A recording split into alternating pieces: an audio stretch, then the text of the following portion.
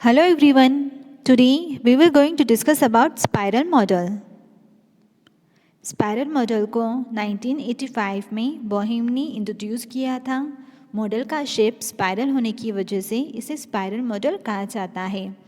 Spiral model में waterfall model इन prototype models दोनों आते हैं। दैट मीन्स ये waterfall model and prototype model दोनों का कॉम्बिनेशन है।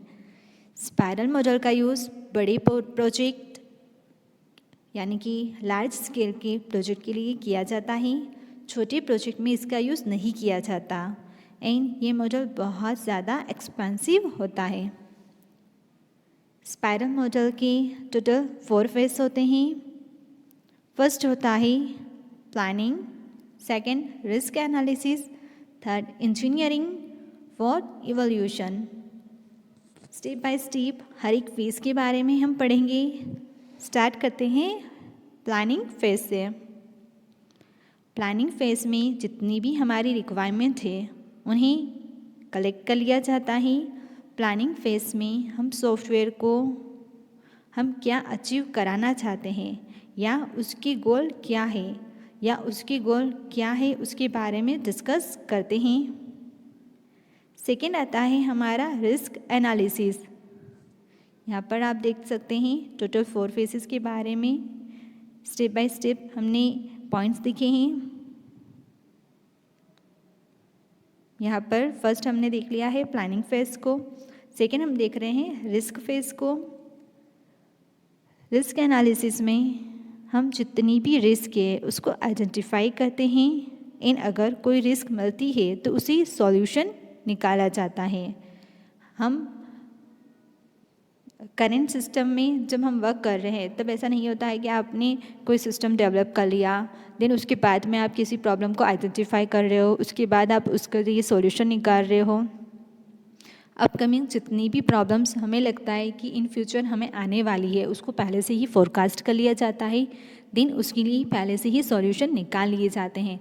हम कई सारी ऑनलाइन जो वेबसाइट होती है उनका यूज़ करते हैं। हम देखते हैं कि अगर उसमें किसी तरह की ऑथेंटिकेशन एरर आ रही है, किसी तरह की कोई बिलिंग एरर आ रही है, लॉगिन एरर आ रही है, तो अगर इस तरह की किसी एरर को, किसी तरह की प्रॉब्लम को अगर यूज़र को फेस करना पड़ता है तो उससे रिलेटेड सॉल्यूशन पहले से ही सर्च आउट कर लिए जाते हैं ताकि उस टाइम जो हमारे यूज़र है उसे किसी तरह की कोई दिक्कत ना आए। देन थर्ड आता है हमारा इंजीनियरिंग फेज़। इंजीनियरिंग इसमें कोडिंग एंड टेस्टिंग की जाती है। डेवलपमेंट की पूरी प्रोसेस इसी फेज़ में आती है। अभी तक स्टार्टिंग 2 फेज़ में हमने डॉक्यूमेंटेशन वर्क कंप्लीट किया था, उसकी प्लानिंग, स्ट्रेटेजी, उसकी प्रॉब्लम, उसके सॉल्यूशन को हमने आइडेंटिफाई किया था, उनका एक डॉक्यूमेंटेशन हमने क्रिएट किया था। अब जो एक्चुअल फेज़ है उस डॉक्यूमेंटेशन के थ्रू हम क्या करते हैं, डिज़ाइनिंग करते हैं, हमारे प्रोजेक्ट का डिज़ाइन रेडी करते हैं। देन उस डिज़ाइनिंग से हम क्या करते हैं, कोडिंग वर्क, हम डिज़ाइनिंग को इम्प्लीमेंट करते हैं। जो भी हमारे सिस्टम है उसके लिए जो कोड हमें लिखना है वो कहाँ पर लिखा जाएगा, इंजीनियरिंग फेज़ के अंदर ही लिखा जाता है। यहाँ पर हम लिखते हैं कोड, हम टेस्ट करते हैं कोड को, test cases and test result. Then हम करते हैं test summary report and defect report. Defect की जो रिपोर्ट होती है उसे भी जनरेट इसी फेज़ के अंदर किया जाता है। देन लास्ट आता है हमारा इवोल्यूशन फेज़। इवोल्यूशन फेज़ में जो भी सॉफ्टवेयर बन के रेडी हुआ है उसको कस्टमर इवैल्यूएट करता है, इन अपना फीडबैक देता है। हमने जो सॉफ्टवेयर है वो किसके लिए बनाया है, यूज़र के लिए। जो हमारा यूज़र या क्लाइंट है जिसने हमें क्या दिए है, उस सॉफ्टवेयर को बनाने की रिक्वायरमेंट दी थी, जिसने हमें रिक्वेस्ट किया था, हम उस सॉफ्टवेयर को बनने के बाद उस क्लाइंट को क्या कर देते हैं, रिटर्न कर देते हैं। देन वो जो हमारा क्लाइंट है वो उसे क्या करता है, टेस्ट करता है, उसे यूज़ करता है, यूज़ करके देखता है कि जो सॉफ्टवेयर बनकर रेडी हुआ है वो उसकी रिक्वायरमेंट को फुलफ़िल कर रहा है या नहीं कर रहा है। उसे जो डिज़ायर आउटपुट चाहिए था वो डिज़ायर आउटपुट उस सॉफ्टवेयर के थ्रू जनरेट हो रहा है या नहीं हो रहा है, उसमें ज़्यादा टाइम तो नहीं लग रहा है, किसी तरह की एरर तो नहीं आ रही है, रॉन्ग आउटपुट तो जनरेट नहीं हो रहा है। इस तरह की कई सारी एरर्स को क्या होता है, कई तरह की प्रॉब्लम को जो हमारा क्लाइंट है वो उसे रन कर कर देखता है। फिर जब वो सेटिस्फाई हो जाता है उसके बाद उससे फीडबैक लिया जाता है कि जो सॉफ्टवेयर बनकर रेडी हुआ है क्या वो आपकी रिक्वायरमेंट को फुलफ़िल कर रहा है या नहीं कर रहा है। इस तरह से जो हमारा स्पाइरल मॉडल होता है उसके अंदर वर्क किया जाता है।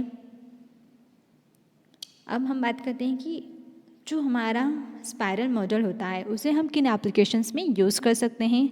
ऐसी एप्लीकेशंस जो क्या होती है, लार्ज प्रोजेक्ट पर बनाई जाती है। Then for smaller project the concept of spiral model is not applicable. इसे सिर्फ उन्हीं प्रोजेक्ट पर हम यूज़ करेंगे जो कि ये क्या है, लार्ज स्केल पर हैं, बड़े पैमाने पर बनाए जा रहे हैं, क्योंकि उनको बनाने में उतना ही क्या लगता है, उतना ही हमारा इन्वेस्टमेंट होता है, इसलिए ये बहुत कॉस्टली भी बनता है। देन इसके आते हैं एडवांटेजेस एंड डिसएडवांटेजेस। हर एक मॉडल के एडवांटेजेस भी होंगे और डिसएडवांटेजेस भी होंगे। यहाँ पर इसे हमने डायग्राम के थ्रू एक्सप्लेन किया है। आप देख सकते हैं यहाँ पर एक डायग्राम बना हुआ है स्पाइरल मॉडल का, जिसे 4 फेज में डिवाइड किया गया है, जहाँ पर हर एक फेज की फंक्शनिंग को बताया गया है। इस तरह से हमारा जो स्पाइरल मॉडल होता है वो वर्क करता है। आई होप ये लेक्चर आपके लिए यूज़फुल रहा होगा। Thank you so much.